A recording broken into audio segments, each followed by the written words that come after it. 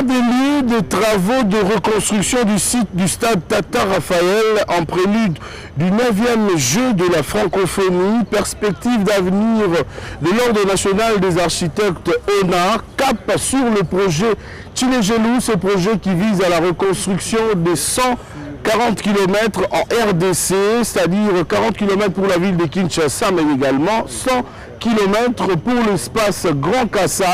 Mesdames et messieurs, voilà comment se présente le menu de notre numéro de séjour qui reçoit pour vous Fioun Ndoboni, qui est le président national de l'Ordre national des architectes ONA en sigle, mais également président du parti politique Orange, parti proche de la mouvance présidentielle. Mesdames et messieurs, c'est lui, notre invité. Bienvenue à tous et à tous.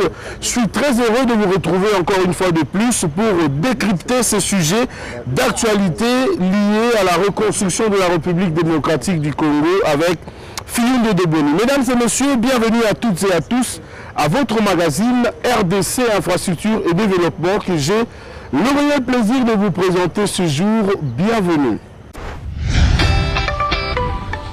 Mesdames et messieurs, je vais appeler notre invité.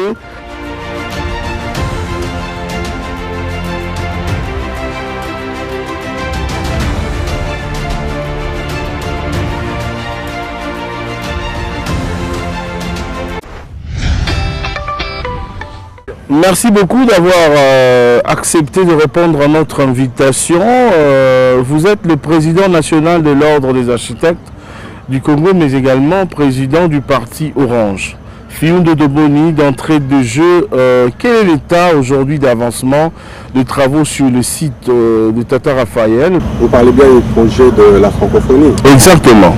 Ok, en fait, le projet de la francophonie, c'est un projet qui s'étend d'abord sur plusieurs sites. Il n'y a pas que le site Tata Raphaël. Ok. Le site Tata Raphaël, c'est un des sites les plus importants, c'est-à-dire c'est là où il y aura le village des Jeux. Mais au total, il y a 9 ou 10 sites. Ici à Kinshasa ou à travers la RDC? Dans la ville de Kinshasa. Ok. Parce que le jeu va recevoir plus ou moins 4000 athlètes. Et en dehors de ces 4000 athlètes, il y aura des accompagnateurs, il y aura les touristes, il y aura toutes ces personnes qui vont venir et la ville va être inondée de personnalités qui viendront à travers le monde. Et pour cela, il y avait, après les analyses, il y avait un déficit sur le site qui devrait accueillir particulièrement les athlètes parce que tous les athlètes doivent être ensemble dans le village. Loger quelque part. Oui. Donc il faut plus ou moins un logement pour 4000 personnes. Voilà pourquoi au niveau du stade Tata Raphaël, qui est un site important, il devrait avoir plus ou moins 2250 logements pour héberger toutes ces personnes-là, tenant compte également des personnes vivant avec handicap. Donc je disais qu'il y a plusieurs sites. Il y a Tata Raphaël, il y a Martyr, il y a Échangeur de l'Unité, il y a le centre Wallonie-Bruxelles, il y a la Maison de France, le Cercle français, il y a le Musée national, il y a l'Académie des Beaux-Arts, il y a le Palais du Peuple, il y a d'autres côtés, il y a 2 stades municipaux qui sont également parmi les stades qui ont été construits de Barumbu et de Matete. Dans ces stades, il y aura certaines activités qui vont être faites. Ok. Alors, c'est l'ensemble de ces sites-là qui vont être réhabilités. Maintenant, le plus important, c'est Tata Raphaël parce qu'il y aura le village des Jeux. Voilà pourquoi une bonne concentration et le délai surtout est mis sur ces sites. Et il y aura également Martyr, c'est vrai, il y a des gymnases qui vont être construits, mais du moins ça, en termes d'impact de charge, Tata Raphaël est beaucoup plus important.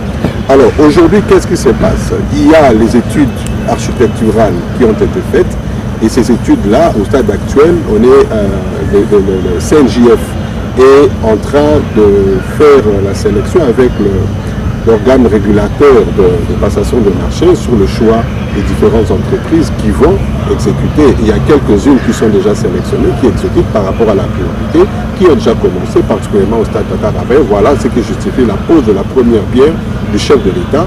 Et là, il y a le démarrage des travaux des 12 immeubles de rez-de-chaussée plus 7 qui devraient abriter justement le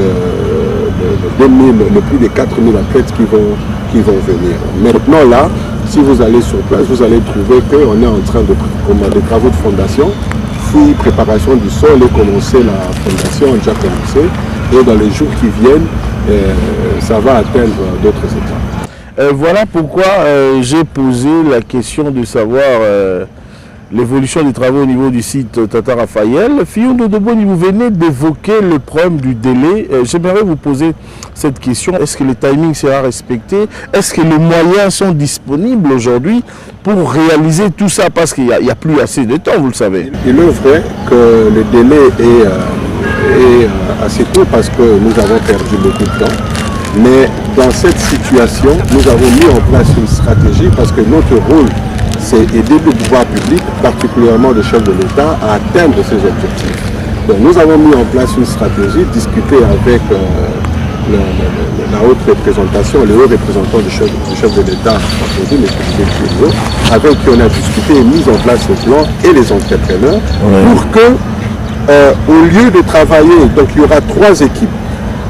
8 heures, et ces 3 équipes vont travailler 24 heures sur 24. Donc le travail s'est fait en H24. Oui, H24. Donc, ce qui fait que à partir du moment où nous le ferons, et chaque immeuble qui est en train de se construire, ça ne sera pas tel immeuble fini, on va à un autre immeuble. Non.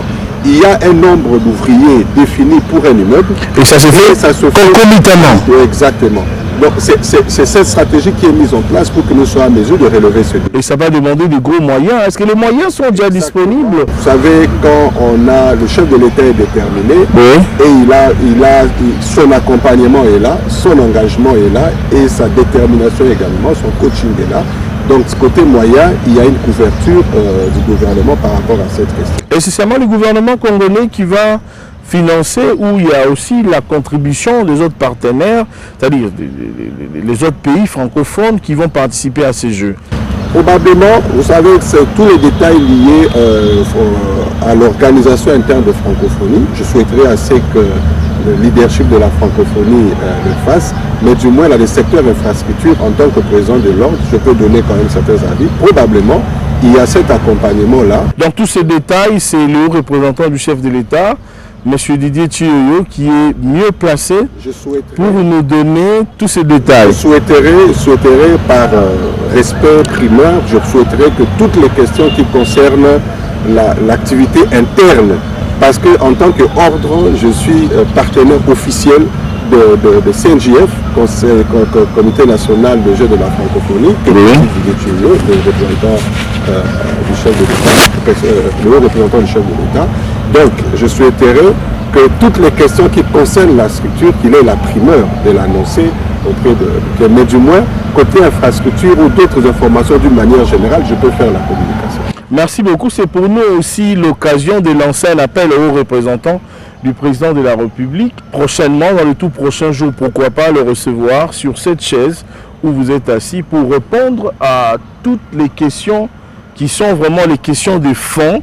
Et nous disons aussi que nous sommes disposés à accompagner ce projet. Mais qu'est-ce que la République démocratique du Congo va bénéficier après avoir organisé ces Jeux? Vous savez, sur le plan diplomatique, c'est l'impact d'abord du Congo, la renaissance du Congo. Les grands Congos se relèvent parce que c'est une activité internationale. Toutes les chaînes internationales vont avoir un regard sur la République démocratique du Congo. N'oubliez pas, les Jeux de la francophonie ne sont pas seulement des infrastructures, c'est toute une organisation et toute une cérémonie, la cérémonie d'ouverture des Jeux qui va avoir lieu au stade de Martyrs. J'ai suivi les éléments de montage pour cette cérémonie. Ça vous fait rêver déjà? Ça fait déjà rêver, vous savez. Donc c'est une cérémonie grandiose qui va faire à ce que le monde entier va avoir un regard sur la République démocratique du Congo. Et toute cette histoire-là sont en train de se préparer. Il n'y a pas que le secteur infrastructure. Il y a beaucoup de commissions qui travaillent pour accueillir plus de 6 000, 7 000 personnes dans la ville pendant 10 jours. Ce n'est pas une mince affaire. Le loger, le faire déplacer. Il y a également le business des uns et des autres, les activités économiques, petites, moyennes et grandes entreprises. Et ces personnes vont consommer, ils vont se déplacer, ils vont dépenser l'argent. L'argent va circuler pendant cette période. Donc, sur le plan économique, il y aura un impact. Et les infrastructures que nous allons construire vont rester. C'est une nouvelle société qui naît également parce que le travail va avoir lieu et nous avons la possibilité d'organiser dans la suite, sans beaucoup d'investissement, les grandes activités du genre Coupe d'Afrique des Nations. Vous comprenez? Donc, ces Jeux de la francophonie est une opportunité justement pour aider les Congos à se positionner et à lancer un message fort que nous sommes là, nous existons, nous sommes le Grand Congo et on ne doit pas nous oublier. Donc tous ces éléments mis ensemble démontrent que c'est un avantage énorme pour le Grand Congo. Quand le chef de l'État se déplace lui-même, c'est-à-dire il croit en ce qu'il veut faire, il croit à sa vision et il rêve dans sa tête à améliorer non seulement les conditions de vie des Congolais, mais de les doter aussi des infrastructures, des bases et des qualités. Merci beaucoup par rapport à cela, Monsieur le Président de la République. Comme nous cessons de le dire, nous sommes derrière vous pour accompagner tout ce qui est bon, tout ce que vous êtes en train de faire pour l'intérêt de la population, comme on cesse de le dire, le peuple d'abord. Vous avez visité Fiyundu de Boni récemment, les sites, quelques sites où ces jeux devront être abrités. Aujourd'hui, l'état de l'île, la vitesse, l'évolution, aujourd'hui ça donne espoir de la réussite de ces jeux? Effectivement, ça donne espoir. Comme vous avez dit, le chef de l'État c'est un grand visionnaire et quand il lance une vision, il fait un coaching assez important autour de tous ses collaborateurs et il leur montre avec précision ce qu'ils sont censés faire. Donc effectivement, les hauts représentants, je l'ai accompagné, il y a eu cette visite-là pour voir les démarrages parce que le chef de l'État a posé la première pierre. Il fallait que la semaine qui suive, qu'effectivement, les travaux puissent commencer. Donc nous sommes allés visiter et voir l'effectivité de démarrage des travaux, c'est ce qui a été fait et aujourd'hui, les travaux sont en train d'avancer et sur le plan administratif, les différentes formalités sont en train de se faire. Donc nous espérons, nous travaillons, pas nous espérons, nous sommes certains rassurés que dans les jours qui viennent et au mois de mars-avril de l'année prochaine, nous serons, parce que le jeu c'est au mois de juillet de l'année prochaine, mars-avril de l'année prochaine, nous serons déjà en train de voir la fin justement de ces ouvrages pour que nous puissions accueillir les différents invités qui viendront à partir du mois de juillet, août 2022. En tant que technicien de la République, conseiller du gouvernement, est-ce que vous croyez à la finalisation de ces travaux? Qu'est-ce que vous pouvez répondre aux personnes sceptiques qui ne croient pas à la fin de ces travaux, qui disent que non, ça sera fait à la hâte, on risque d'échouer? Sur le plan technique, c'est faisable. Sur le plan technique, c'est faisable. Et la stratégie que nous avons mise en place va faire à ce que les travaux puissent se matérialiser. Évidemment, il y a l'aspect financier qui accompagne toujours. Donc, la stratégie mise en place techniquement, nous pouvons atteindre cet objectif. De toute façon, il n'y a pas de choix. Dans la vie, quand on travaille, on veut relever un défi, il y a toujours une question importante qu'on se les pose. Que faire pour surmonter la contrainte? Et c'est la question que nous nous sommes posés et nous avons mis en place une stratégie pour que la contrainte, le défi soit relevé.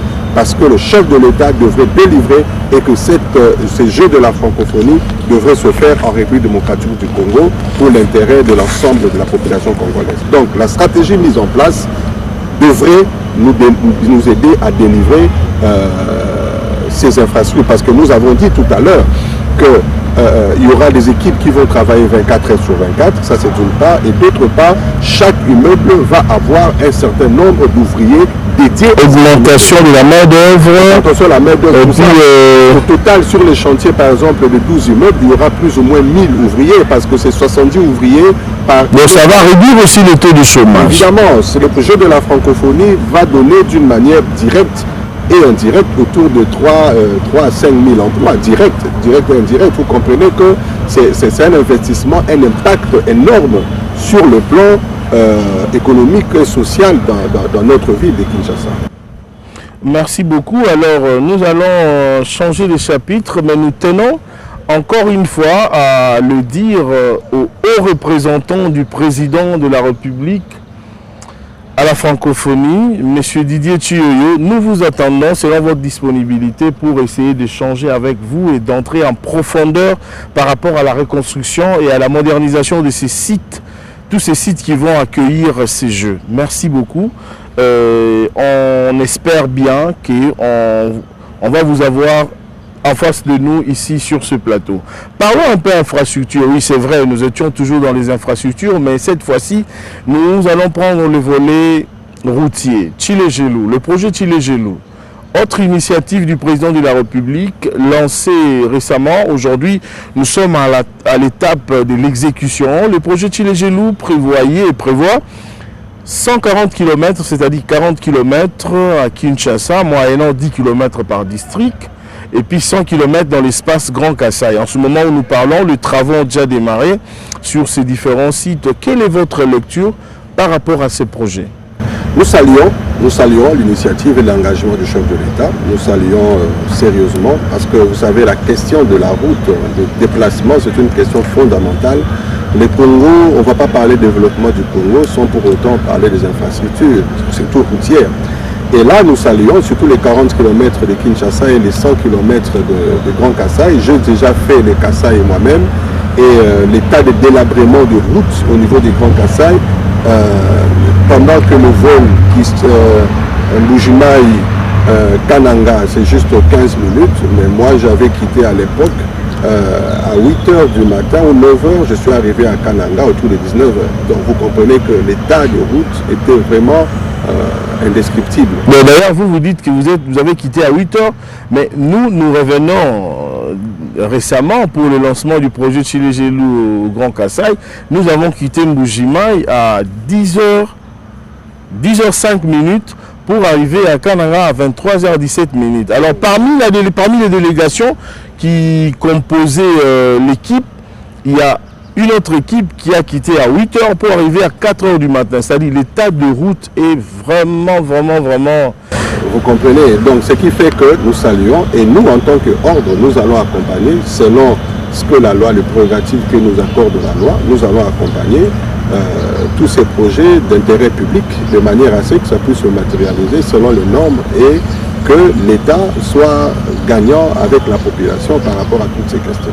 Quand vous parlez d'accompagner, comment est-ce que cet accompagnement va se faire? Aujourd'hui, en dehors du projet Tshilé-Gelou, il y a le projet Moderne Construction qui a été lancé le même jour avec le projet Tshilé-Gelou par le chef de l'État. Lui, il vise à la reconstruction des routes, c'est-à-dire 7e rue industrielle, 9e, 8e, 12e, voilà, tous ces axes qui sont vraiment en état piteux en ce moment où nous parlons. Il y a tellement de points chauds. Nous voulons savoir quel est, je veux un peu anticiper, le rôle de l'ONA par rapport à la reconstruction de la République. Accompagner, oui, mais de quelle manière l'ONA accompagne la reconstruction aujourd'hui en RDC?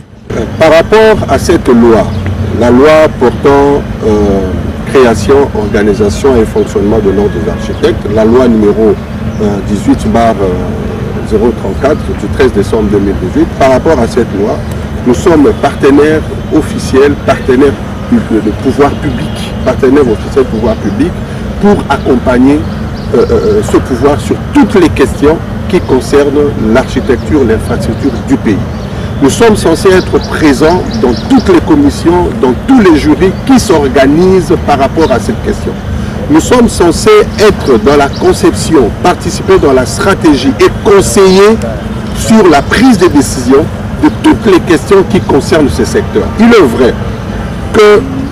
Est-ce que c'est déjà entré en danse ou c'est une loi qui n'est pas encore en danse? La loi est déjà en danse. Nous sommes le premier conseil de l'ordre mis en place. Non, je parle sur le plan de la faisabilité. La loi, elle est déjà en place, mais la faisabilité, est-ce qu'elle est déjà en danse?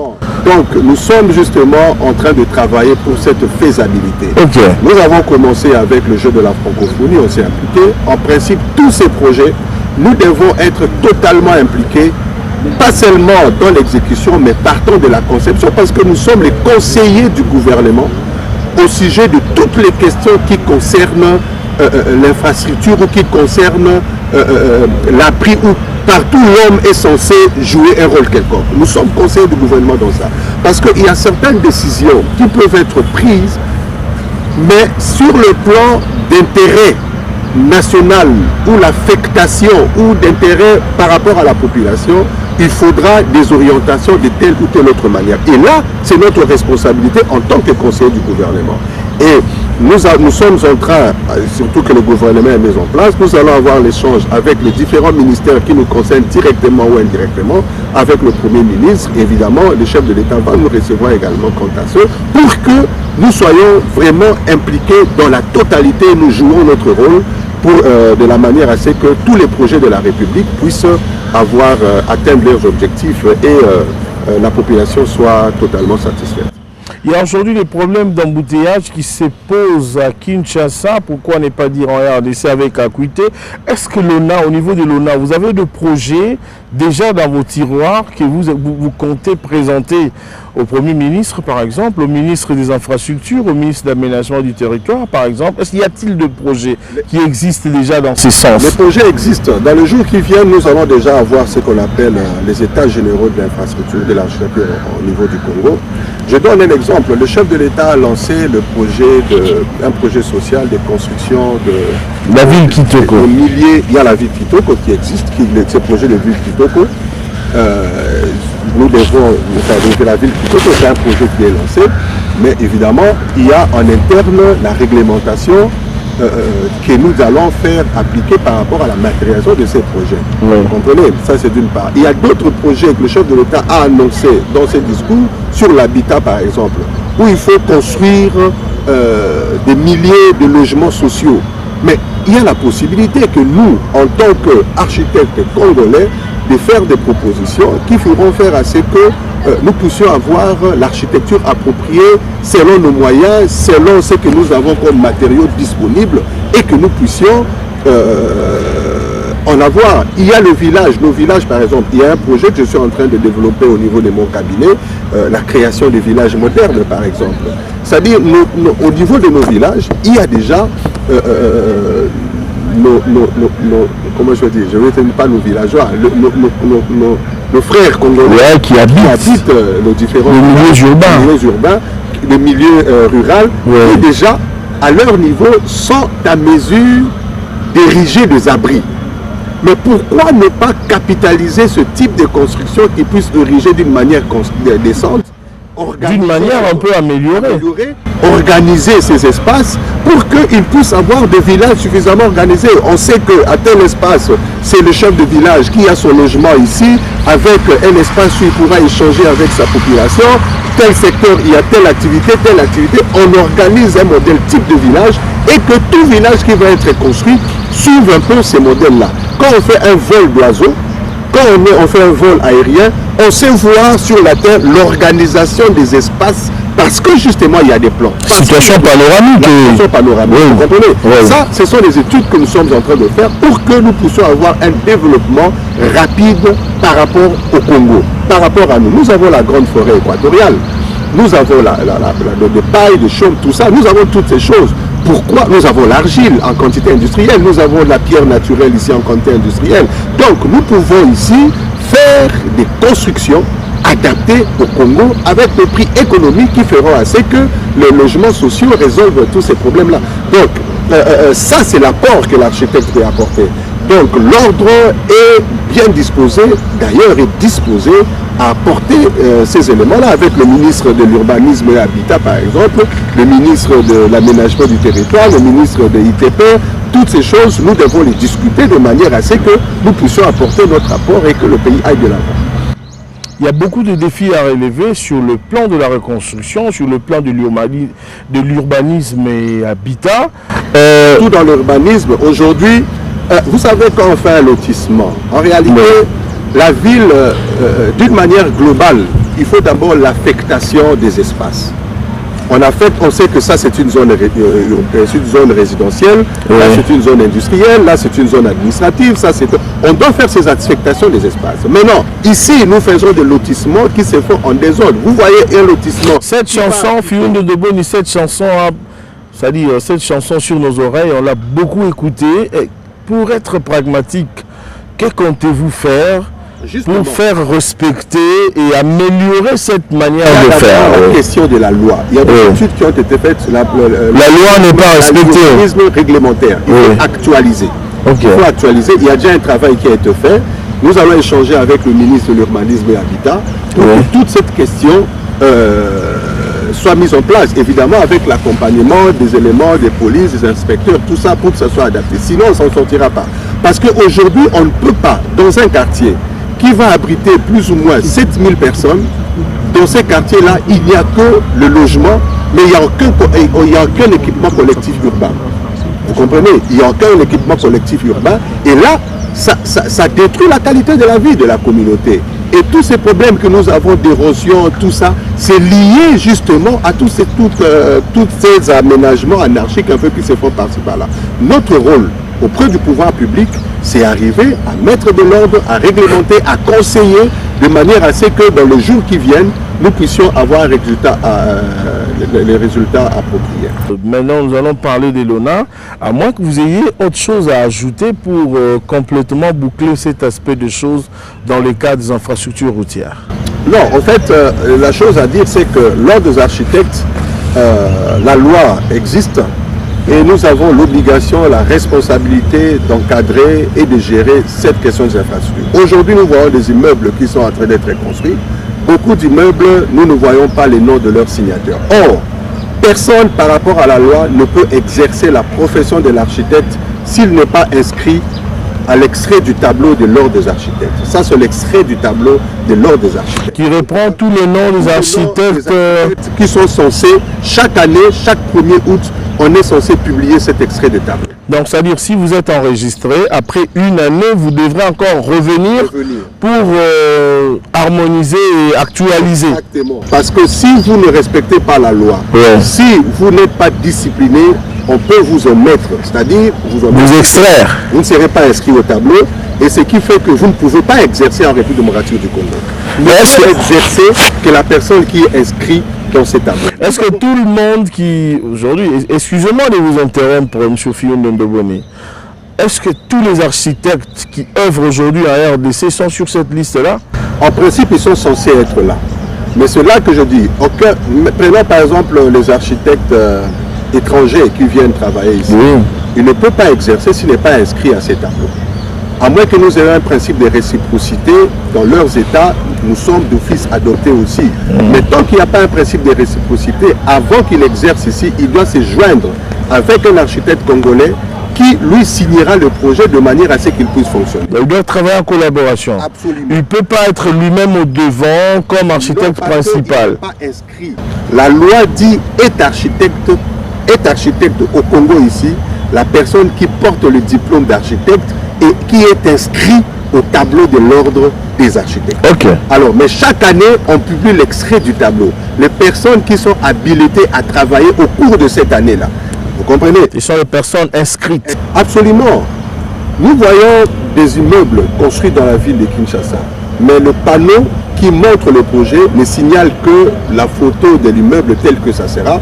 Ça n'indique pas le nom de l'architecte, ça n'indique pas le nom de quiconque est impliqué dans ces projets. Mais qu'est-ce qui va se faire désormais pour essayer de faire respecter? Ce qui va se faire, nous allons faire une séance de travail avec le procureur général de la cour d'appel. On va échanger autour de cette question et tous les travaux qui sont construits, tous les projets érigés par les architectes non inscrits au tableau vont être fermés. Ces projets vont être fermés à moins qu'ils viennent régulariser leur situation. Donc nous allons commencer ce travail dans les jours qui viennent et tous ces bâtiments qui sont en train de s'ériger sans un architecte inscrit au tableau, ces bâtiments vont avoir un problème parce que nous allons travailler de manière à ce que d'abord, on arrête les travaux et que cette situation soit régularisée. Après la régularisation, on verra s'ils peuvent continuer ou pas. Y a-t-il des frais à payer pour l'inscription? Comment ça se passe? Les conditions et les modalités, pouvez-vous nous expliquer? De manière générale, pour être inscrit au tableau, d'abord il faut avoir un diplôme agréé par une institution, par le gouvernement congolais. Soit même un diplôme de l'extérieur, mais valide. Du Congo ou de l'extérieur. Ouais. Je crois qu'il y a l'UNESCO et une organisation internationale, je crois, qui régularise tous ces diplômes-là, mais ça doit être agréé par le gouvernement congolais. C'est d'une part, il y a la question de casier judiciaire, il y a la question de tous ces documents administratifs, tout ça. Et une fois mis en place, donc on va vous attribuer un numéro. Et en fonction de ces numéros-là, il y a des frais à payer et vous allez commencer à exercer. Donc nous allons avoir les temps, il y a la question d'éthique également, parce qu'il y a les casiers judiciaires. Nous allons vérifier toutes ces questions. Dès que c'est bon, on vous autorise de travailler. Le Congo est tellement vaste, cette année, il n'y a que 785 architectes inscrits. On sait qu'il peut y avoir plusieurs au travers de la République. La loi nous a donné la responsabilité d'identifier l'ensemble des architectes qui sont dans le pays et que tous ces architectes soient encadrés. Donc on a besoin d'en avoir plusieurs parce que le Congo c'est un vaste chantier. Il faudra que nous ayons suffisamment des experts en l'art des bâtiments pour que nous puissions relever ces débits des infrastructures en RDC. Est-ce que vous avez le moyen de faire aujourd'hui la ronde de tout le Congo? Vous avez un budget? Où est-ce que l'ONA trouve-t-il l'argent pour organiser et faire ce travail? Nous partons de nos cotisations d'une part, mais c'est insuffisant. Partons, disons déjà que bien que dès le départ, ça peut nous aider à fonctionner en interne, tout ça, à gérer nos charges. Mais il y a d'autres initiatives qui peuvent être prises, qui sont dans notre projet de société, que nous allons présenter à l'Assemblée générale qui aura lieu dans les jours qui viennent, pour qu'une fois l'Assemblée générale adopte ces initiatives, ça va créer des sources de revenus, et ces sources de revenus vont nous aider à avoir suffisamment de moyens pour régler cette question. En dehors du gouvernement de la République, est-ce que vous avez des partenaires qui peuvent aussi booster? Bon, ça dépend de la manière dont les choses peuvent se faire, mais du moins nous sommes membres de l'Union africaine des architectes, nous sommes membres de l'Union internationale des architectes également, c'est-à-dire sur le plan international, où nous avons un partenariat avec l'Université libre de Belgique, avec nos écoles des institutions ici, par exemple l'IBT, ISAU aujourd'hui. Ouais.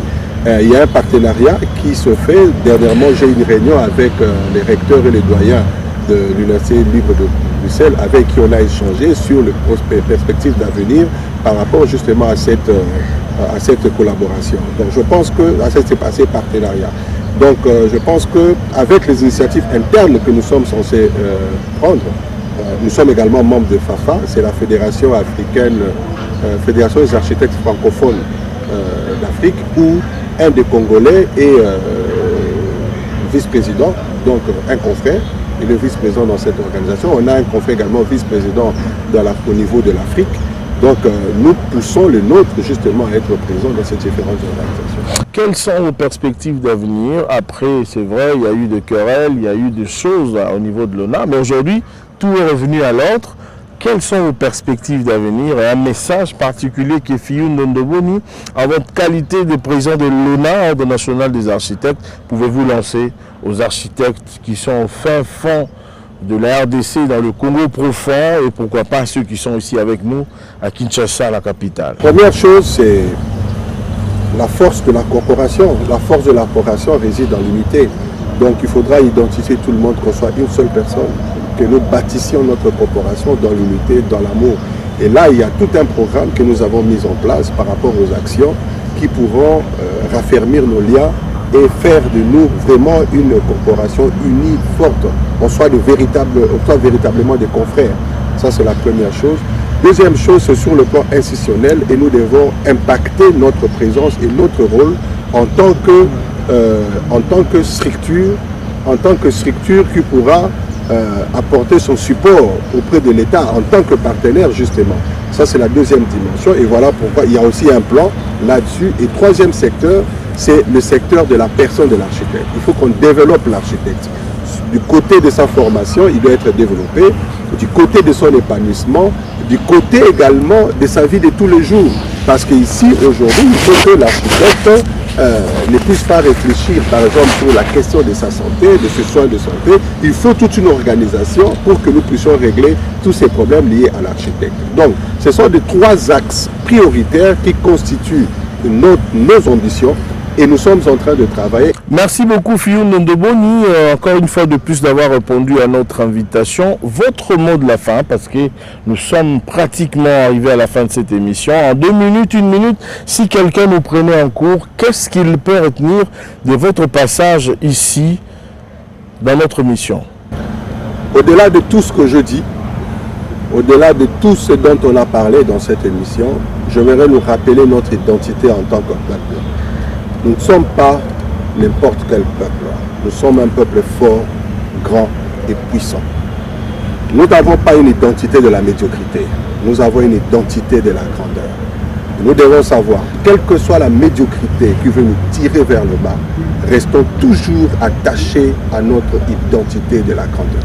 Et rassurons-nous, avec nos engagements, avec la vision du chef de l'État, avec tout ce que la détermination de chaque architecte, nous pouvons tous ensemble relever ces grands défis qui sont en face de nous. Soyons unis, en tant que nation, soyons unis en tant qu'architectes, soyons unis en tant que peuple, nous irons de l'avant et notre Congo sera toujours plus haut et plus haut pour la gloire de notre Dieu. Merci. Merci beaucoup Fiyou Ndoboni, président national de l'ONA. Merci d'avoir répondu à notre invitation.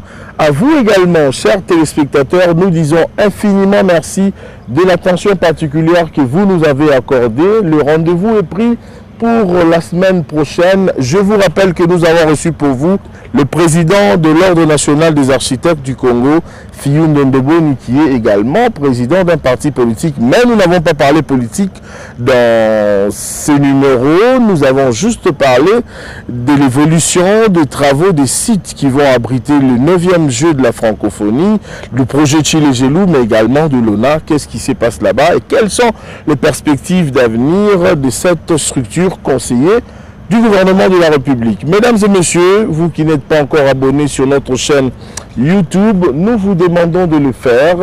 Abonnez-vous sur notre chaîne YouTube Aimé Mutombo. Restez branchés au programme de la télévision nationale congolaise. Vous retrouverez cette émission également sur notre chaîne YouTube, mais sur la RTNC 3 et la RTNC 2. Le rendez-vous est pris pour la semaine prochaine. Au revoir.